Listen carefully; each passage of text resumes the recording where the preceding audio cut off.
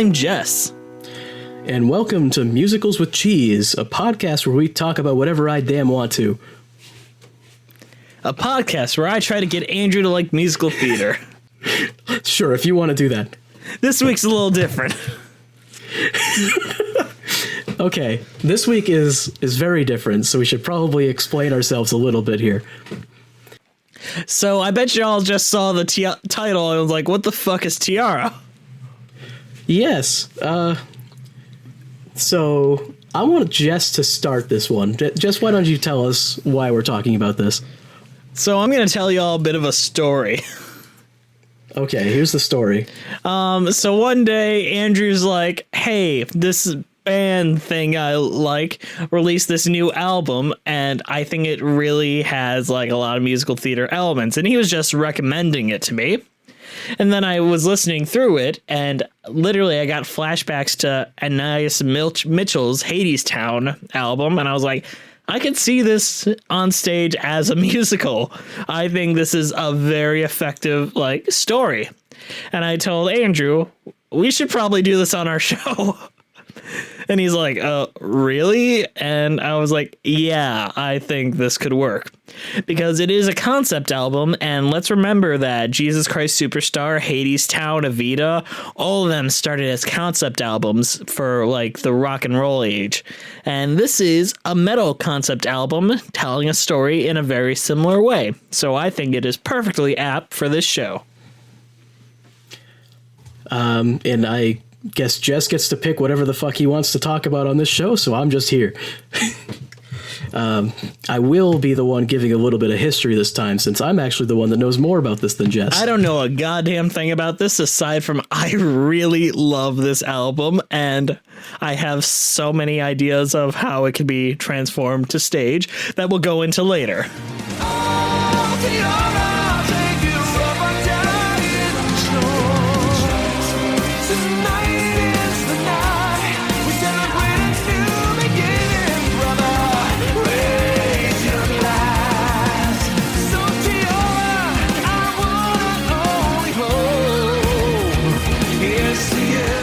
Okay, but I'll start with the brief history, and we're going to keep it real short here. Keep it short.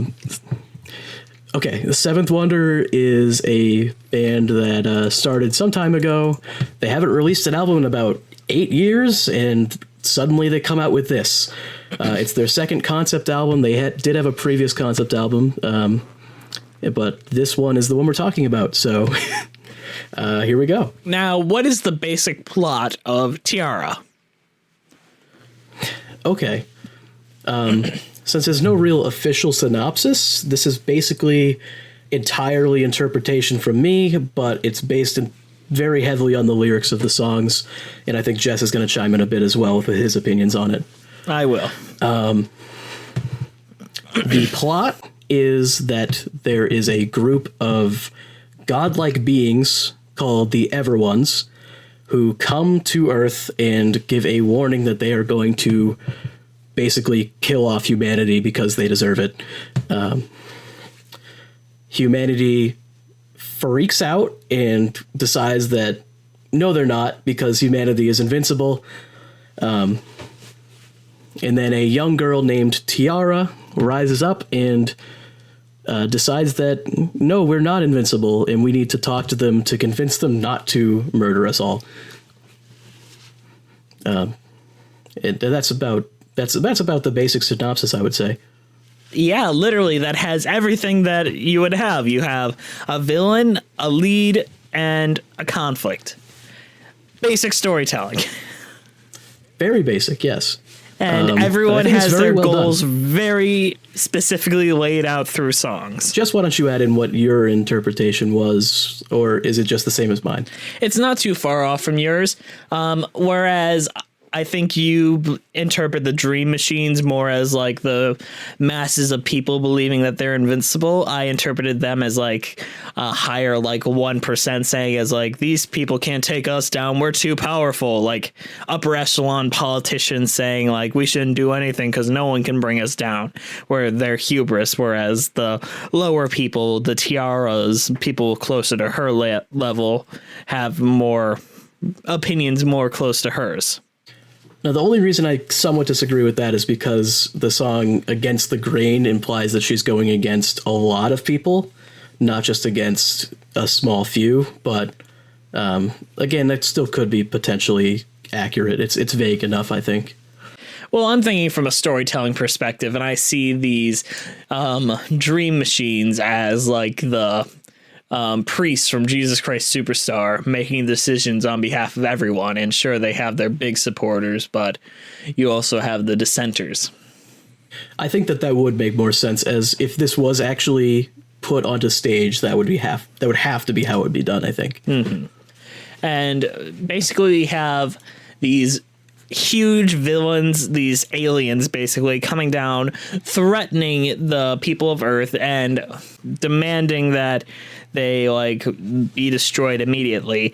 And everyone, like, it's almost like Greek mythology. They're like, we have this one girl that we need to send up and basically have a conversation with in the most non-violent response to like such a drastic world-ending event.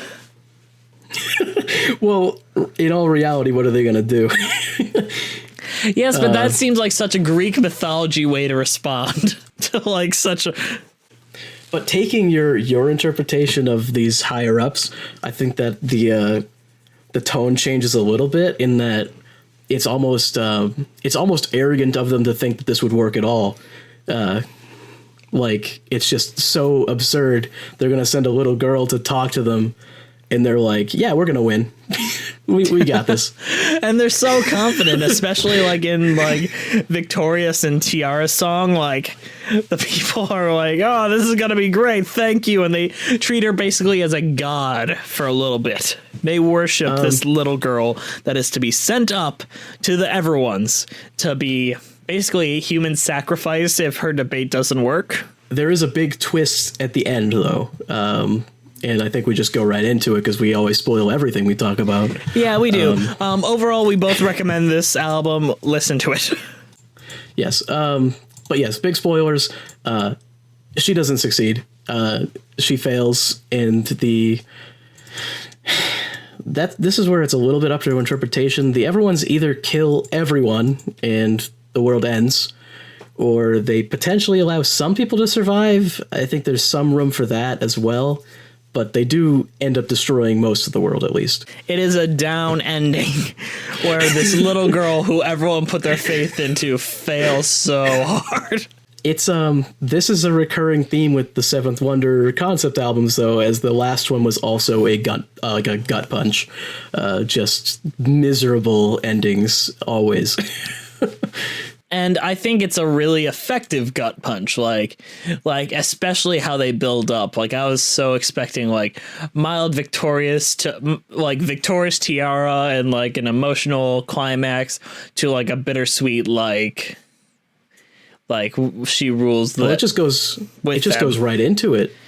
Yeah, you have that I think beautiful song, "The Truth," and then it just boom into like just despair immediately.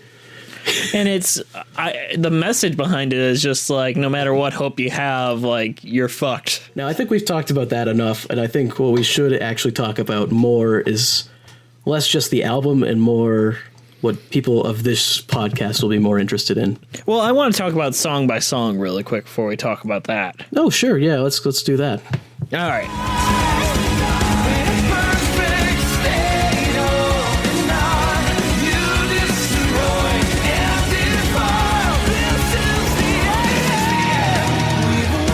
So the album starts with Arrival, which is basically the Everones coming to Earth, and I imagine them as like this giant spaceship or like some dramatic thing coming down, and it fades beautifully into their like lead song, The Everones.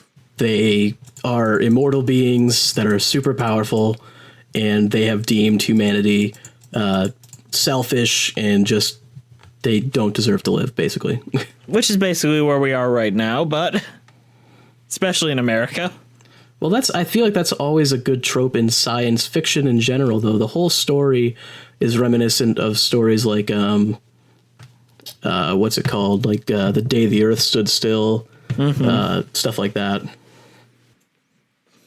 And then, like anyone would do in these dramatic, like, world-changing event where the aliens are coming down and saying, we're gonna destroy you all, fuck you, and all that, the higher echelons are like, no, we'll be fine. North Korea isn't gonna blow us up. We're invincible. We're the immortals. And they have their song, The Dream Machines, which basically means that we're the bomb. We are the immortals, is what they say, literally. But following that is Against the Grain, where Tiara basically says that she does not agree. Still I see this isn't real. A computer can never love. A machine can never feel. Live a life or live a dream. Walk against the wall. Just the one to break the mold. And one more thing you can hear a needle fall. How would you describe the next song, Against the Grain? That's just Tiara basically comes up and says she doesn't agree that we are invincible, and she thinks that we actually have some splaining to do, essentially. I think it's a really good I Want song for her. Well, I don't know what that means, but if you want to go ahead. Well, an I Want song in musical theater states the main character's purpose and goals. Okay. And I think Against the Grain is a really effective way for her to state, this is what we should do, this is what I want, and this is how we should go about it. I would agree with that. And really, I think that is the moment the story really gets, like, up to that, we get like a bunch of setup, all for this build up to Tiara coming out and saying what everyone should be thinking. Yes. And then we go into the townspeople claiming her to be basically the Messiah to save them all. Yes. Are you talking about the next song, Victorious? Well, I would say Victorious is basically the same people that sang Dream Machines, essentially deciding that, oh yeah, we'll just send her and that will make all the townspeople happy. That will make her shut up about this and we'll win.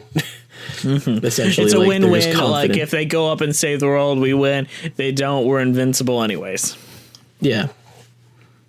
And then they say, send her up, and then everyone in the town worships her like a messiah.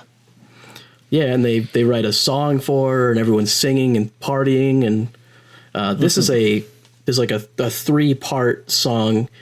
Not that they really lead into each other, but that they're all, I interpret that they're all happening concurrently. Essentially, they're all at the same time.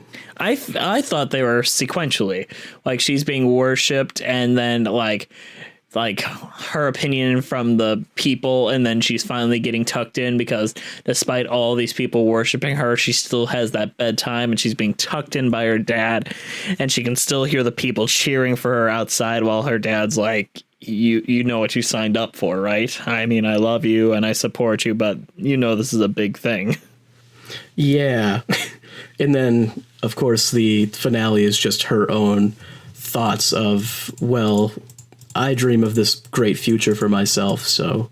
Yes, her song Good Night is, like, so fucking heartbreaking. I'm not gonna lie. It's up there with On My Own and, like, accurately describing how a teenage girl would feel. I feel like this... Like, she's not even teenage. She's, like, preteen.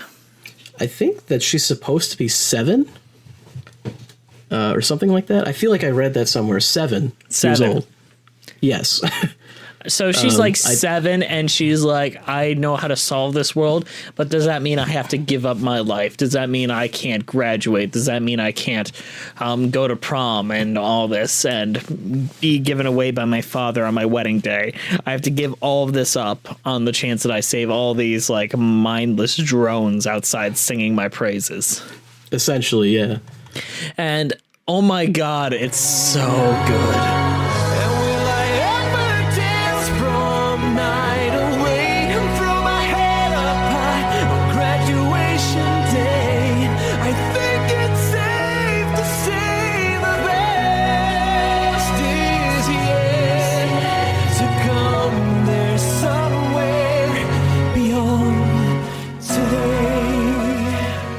is Yeah. so good.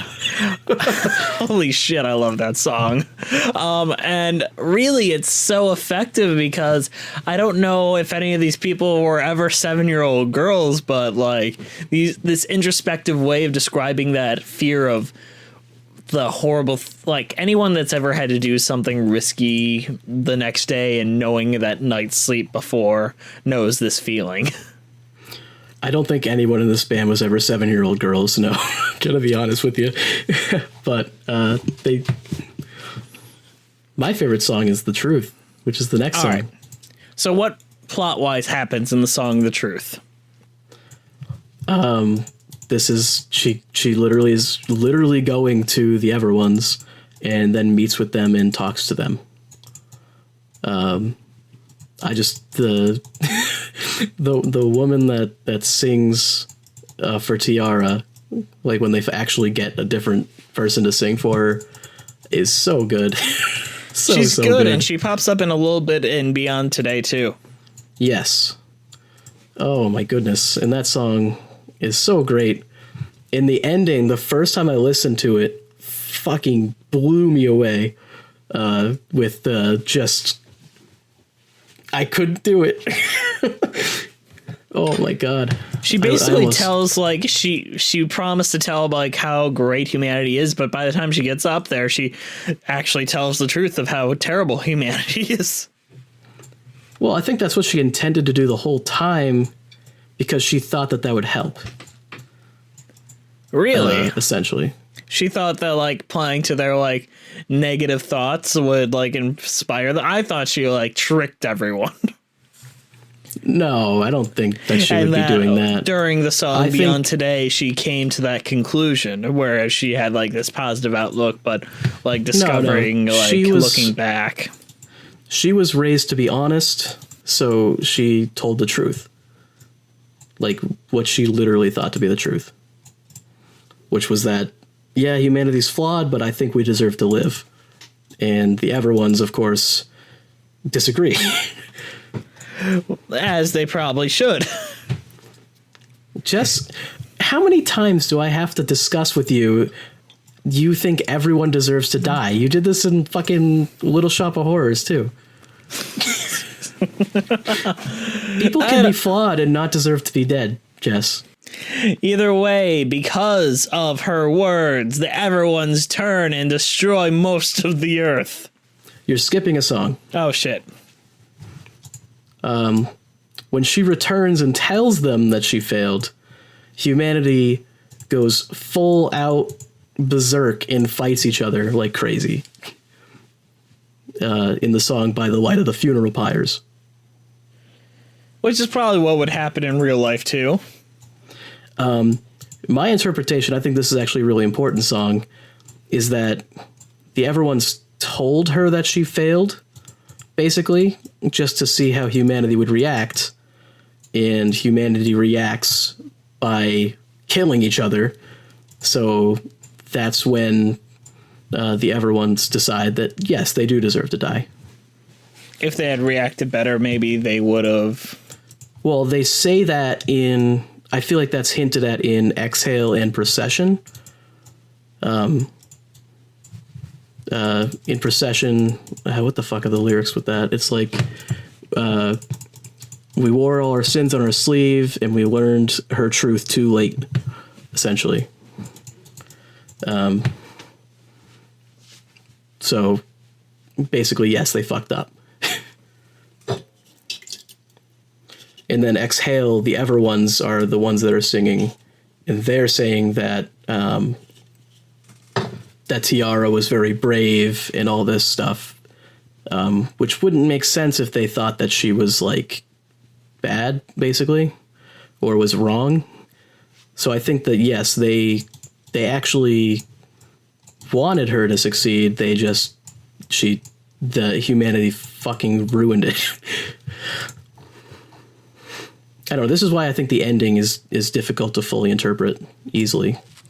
And it's not like musicals, like if we were to adapt this, there are musicals with hard to interpret endings. Look at Hedwig and the Angry Inch. I've never seen that, but yes, I'm sure it is. We'll watch it someday. I'm sure we will. It's a great musical. Hard to understand the ending. The last couple songs are literally just humanity gets destroyed, though. I feel like there could have been a little bit of glimmer of light to keep it a bit more bittersweet than just like bitter. I feel like there is some in Exhale. I think that it's implied that some people are left, but obviously I think they definitely did kill most of humanity.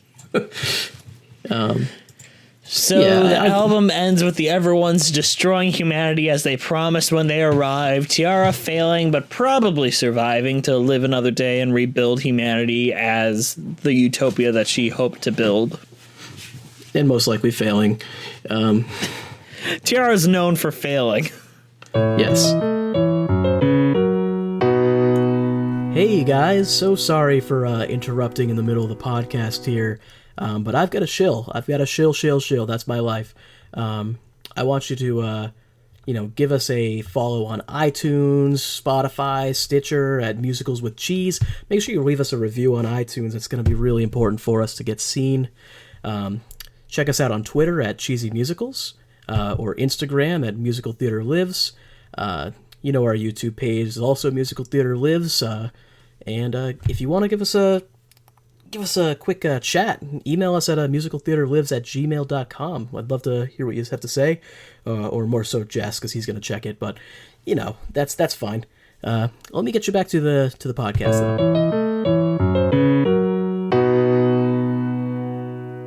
Now, Andrew. Yes. If this were to be adapted into a musical, like a live stage musical, like Hal Prince came up and said, "I want to direct Tiara, the musical based on the concept album by the Seventh Wonder," what would you imagine it would be like? I have my own thoughts, but I'm curious as to yours. I'm assuming we are assuming that the same music is used. Same music, but I have choices to add a few more things. Okay. I think that you'd have to personify some of the things, like you can't. Well, you could have a crowd, kind of, but you'd have to have like some main people, basically. So you'd have to have more characters, I think. You'd probably want at least a bit of Tiara after the song "The Truth," because it feels like she's kind of dropped out after that song. So you'd probably want more of her in the other songs. But yeah. Mm-hmm. All right, you ready for my version of this entire musical? Okay, I'm sure I'll hate it, but go for it. All right. We start with Arrival, which is like an overture, where it's just visual, and we see how the Everones are coming down. Then I would have a new song written about the everyday life of this town that we're in, because most of it takes place in one location, I feel like, and it's a very stylized location. And in this first song, we would set up all the main characters: Tiara, her dad, her mom, and the fact that all these townspeople kind of just view her as someone that's honest. And then after, so it's like that one song in Beauty of the Beast. Kind of, but little scaled down. Bonjour. Kind of more like Tradition from Fiddler on the Roof. Okay, I haven't seen that, so. What was it? First song in Little Shop. That wasn't Little Shop of Horrors. The second Skid one. Row?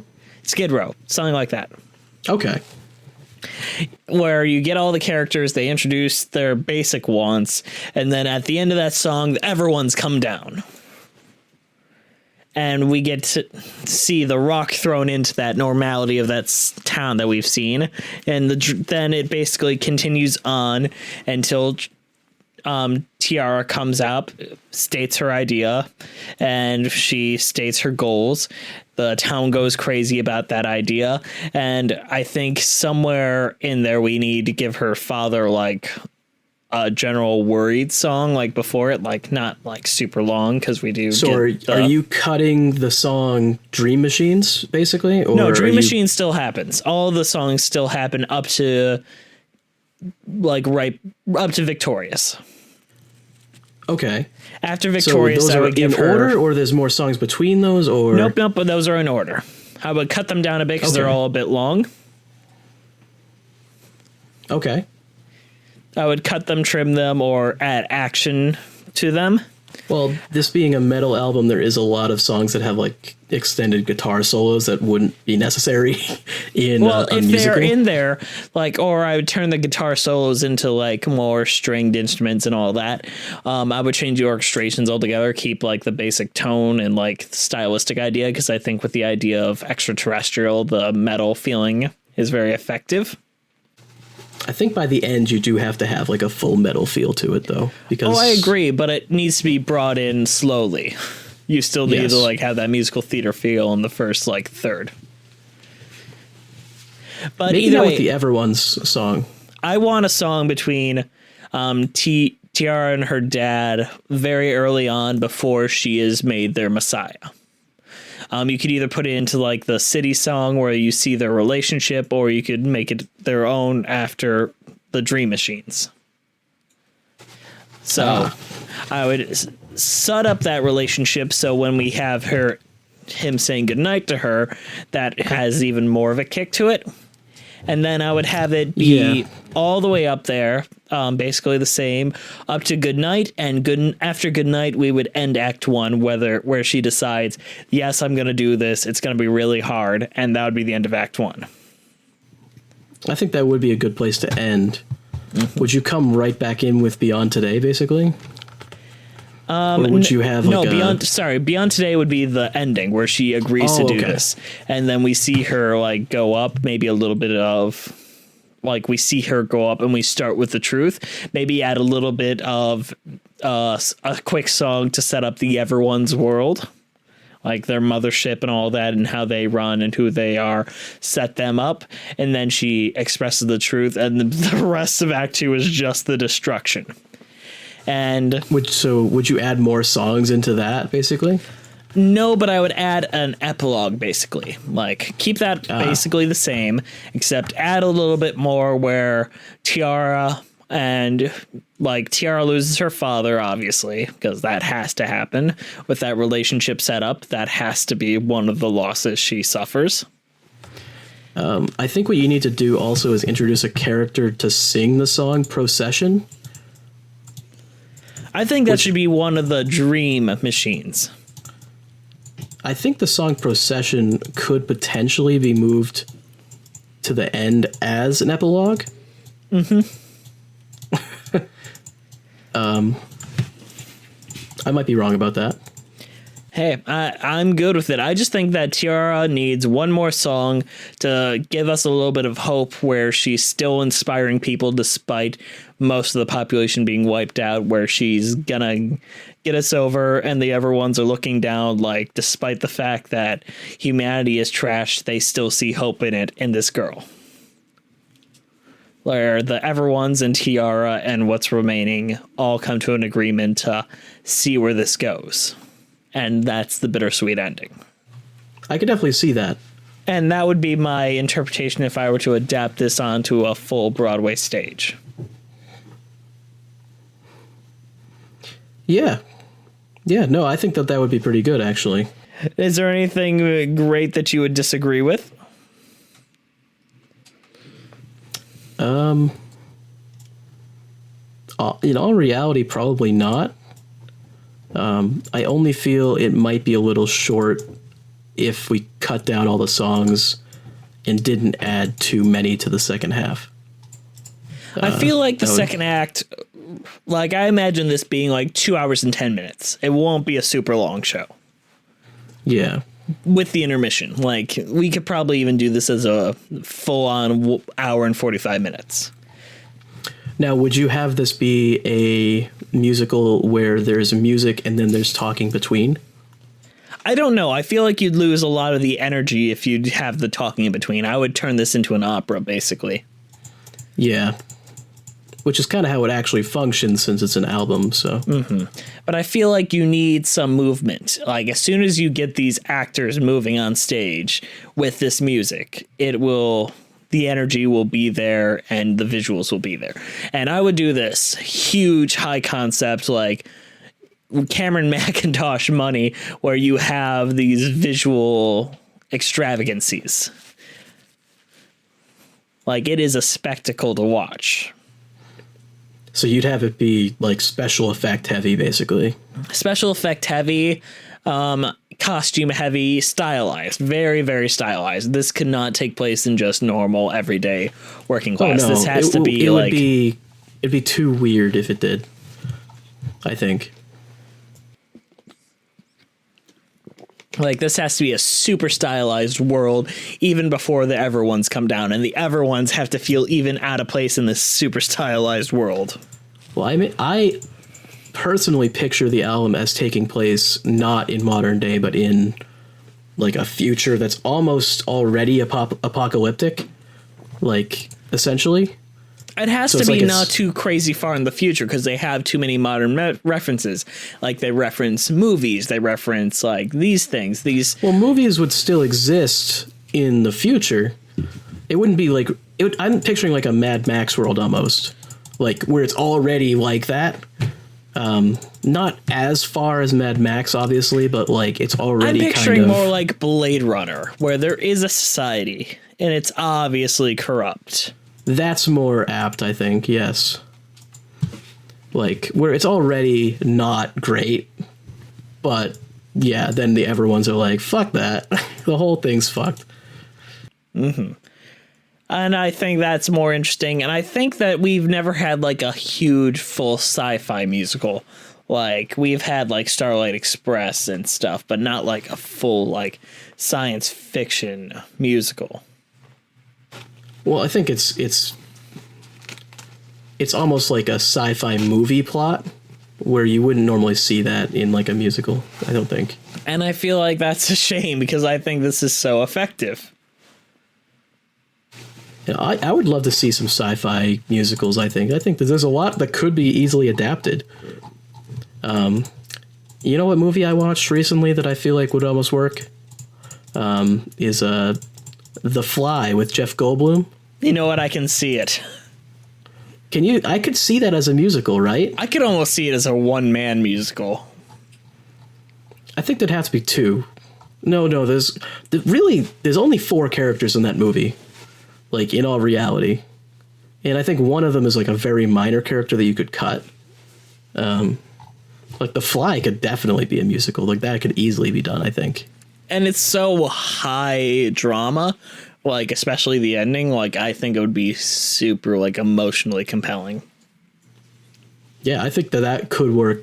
I mean, almost the movie itself is very emotionally compelling, I would say. Like, it's really not. I'm not shitting on the movie. No, the movie's great. Yeah, so. Yes.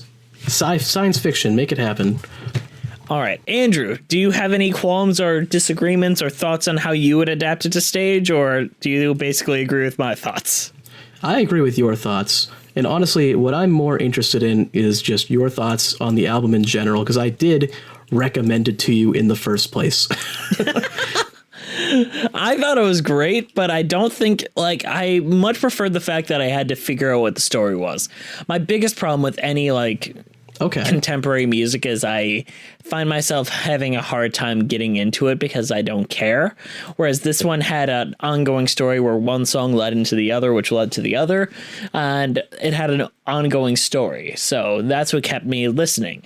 Whereas I can't just turn on, let's just say, a Cardi B album and give a shit from one song to another. Okay, it's very offensive that you brought up Cardi B when you're talking about Seventh Wonder. I'm actually offended, but I'm just saying, like, that's for one, and for two, like, all these characters are very well developed, especially Tiara. Like, Beyond Today is one of the best female driven songs. It's like one of the more feminist songs I've ever heard. And it is sung by a man. Sung by a man in a metal band. I know, and it is so emotionally effective. Like, I want to hear Lea Salonga sing it. Yeah, I think that the whole thing is very good. I think it's great, and I think with a few tweaks, like I had a few story issues, obviously, and I brought up how I would change them in my adaptation process. Which I feel like as a concept album, it's not easy to tell a story like that. It's not nearly as easy as you would in like a musical. In my opinion. And I don't disagree with you. There is very few concept albums that are effective. The original Hadestown album felt very similar to this, where you had these songs that had these disparate storytelling elements.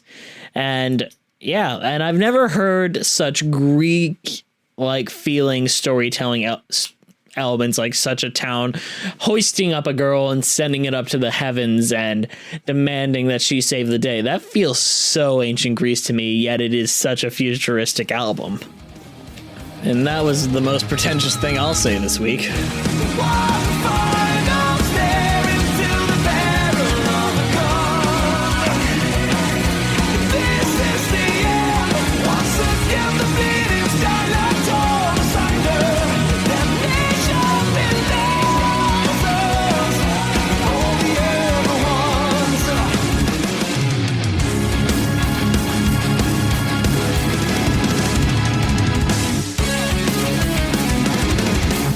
So overall, what is your opinion on Tiara? Holy fuck, listen to this album, please. I love it so much. If I get even a single person to listen to it, I will. I'll be very happy. I'm not one who is a fan of heavy metal or metal music to begin with. It's just not my thing. I am a fan of storytelling, and this tells the story very effectively using music. And you guys know that is my scene. And I wouldn't recommend it to you if I didn't think it did it well. I highly recommend this. Even Jess recommends it. And I hate everything. And Jess hates everything except musicals. Yeah, and this is a musical, and I know how it would work as a musical. Jess hates everything except musicals and Jeff Goldblum turning into a fly. Cheese rating. Jess, I'm going to have you give the cheese rating this week. My